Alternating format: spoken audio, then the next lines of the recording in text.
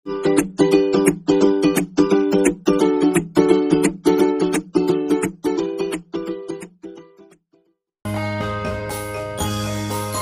बच्चों, ये थी गिनती 1 से 10 तक। अब हम उल्टी गिनती करने की कोशिश करें 10 से 1 तक।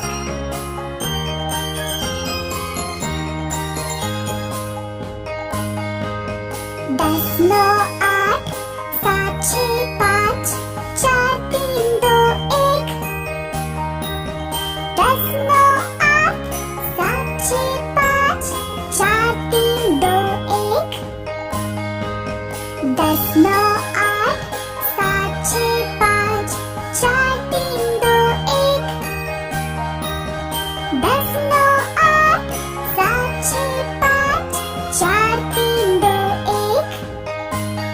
अब हम एक आखिरी बार गिनती 1 से 10 तक करेंगे।